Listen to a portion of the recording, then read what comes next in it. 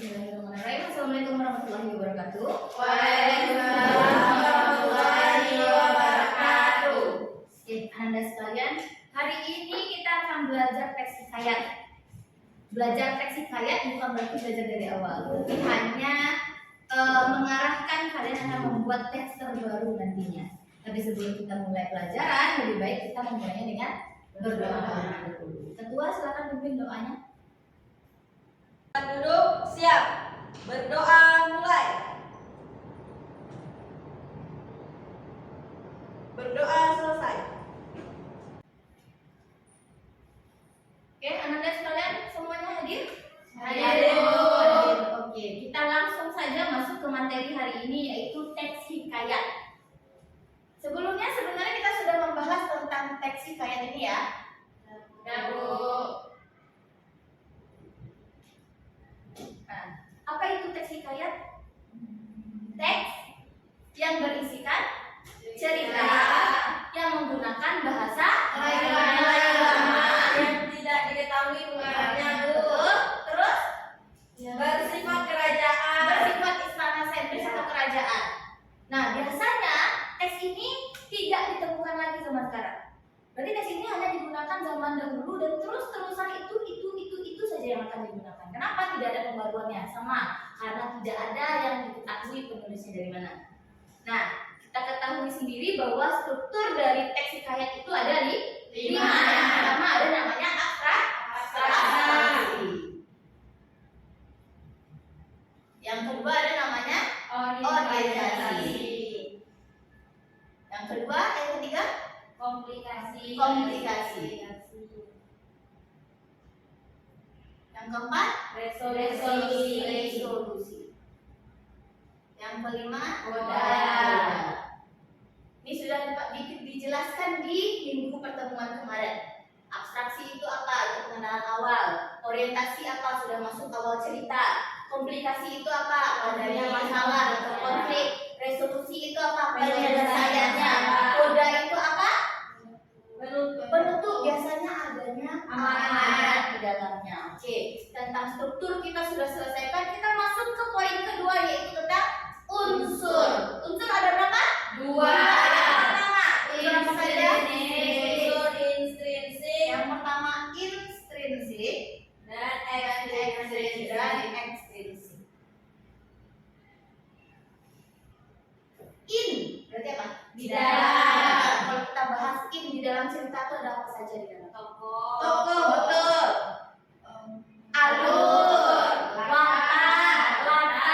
Nah, di dalam intrinsik ada tokoh, alur, latar, watak dan sebagainya. Ada X berarti di luar. Berarti unsur yang mencakup di luar dari cerita tersebut. Ini biasanya membahas tentang nilai-nilai.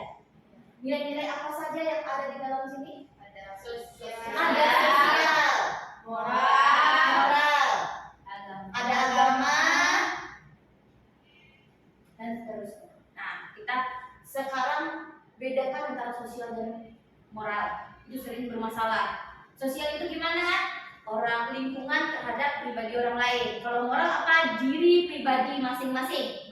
Orang hidupin motor, gebar-gebar motor, kencang-kencang, sosialnya yang salah atau moralnya yang salah? Moral. Pertanyaannya, masih adakah budaya seperti itu sekarang? Masih. Balap-balap liar, gebar-gebar motor, gunakan klakson keras, dibudayakan sama anak muda sekarang? Iya. Mereka merasa dia adalah keren. Iya. Padahal Tidak. mengganggu ya. Mengganggu. Ada namanya nilai sosial. Sosial itu seperti apa? Misal ada kematian, tiba-tiba lingkungan sekitar ikut turut membantu orang yang berlangsungkawa terhadap rumah yang mendapat kemalangan tersebut. Atau misalnya ada nggak daerah kalian misalnya ada acara Maulid Nabi? Ada, Bu. Ada. Biasanya ngapain Maulid Nabi? Malamang, betul. Malamang orang tuh sendiri saja yang malamang atau satu rombongan daerah sana yang malamang? Satu rombongan. Nilai budaya apa yang ada? Gotong royong, Bu. Betul, gotong royong. Jadi saling bekerja sama, saling membantu untuk masyarakat sekitar itu dikategorikan sebagai nilai sosial. Dan sudah membudaya di sekeliling kita? Sudah. Dan itu berlanjut terus, Bu. Berlanjut terus. Itu bentuk dari nilai budaya yang sudah ada di kehidupan kita dan terus berlanjut terus menerus. Nah, seperti itu. Nah, target kita sekarang adalah tugasnya adalah kita akan mengkonversi. Apa itu mengkonversi? Mengubah teks hikayat menjadi sebuah teks cerpen. Apa itu teks cerpen? Cerita pendek. Nah, gimana caranya Bu? Masa hikayat kita ubah Bu, sedangkan kita nggak tahu siapa penulisnya. Nah, Ibu nggak minta kalian harus cari siapa penulisnya. Yang diminta di sekarang adalah kalian atau anak-anak semua mampu menentukan tadi siapa saja tokohnya. Setelah itu, tokoh tersebut kalian gunakan kembali untuk menulis teks cerita pendek yang baru.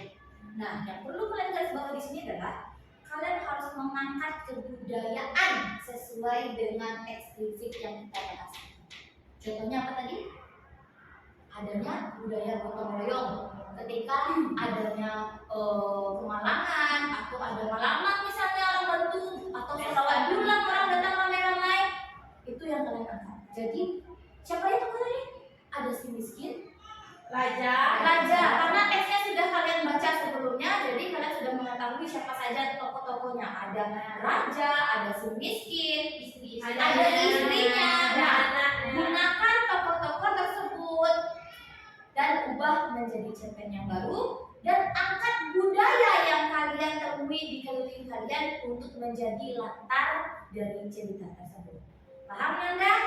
Paham. Ada pertanyaan? Tidak ada. Jika tidak ada, silakan ditulis. Ibu beri waktu 1 jam belajar.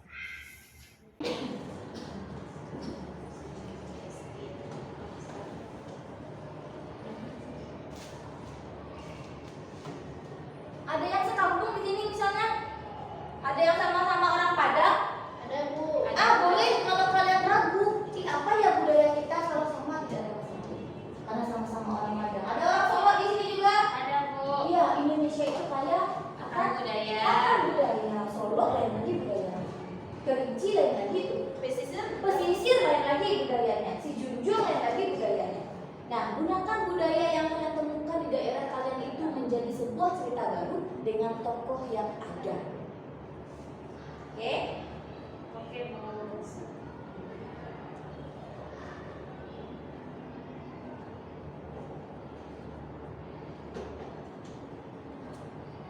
Ini kita udah belajar nih ya. Tugasnya lagi kalian bikin nih. Nah, sekarang aku tanya karena waktunya sudah mepet mau istirahat. Apa ilmu yang dapat kalian ambil dari pelajaran ini? Atau apa kesimpulan dari pelajaran kita hari ini? Nilai Bu. Nilai. Terdapat nilai sosial dan moral. Betul.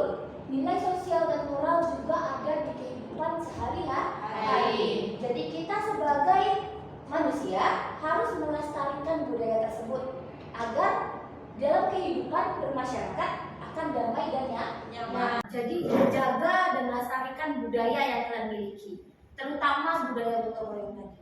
Karena manusia hidup pasti membutuhkan bantuan orang lain. Seperti itu. Oke, paham Anda? Paham, Bu. Hubungan kita dengan hamdalah, alhamdulillahirobbilalamin. Wabillahi taufiq wal hidayah. Assalamualaikum warahmatullahi wabarakatuh. Waalaikumsalam warahmatullahi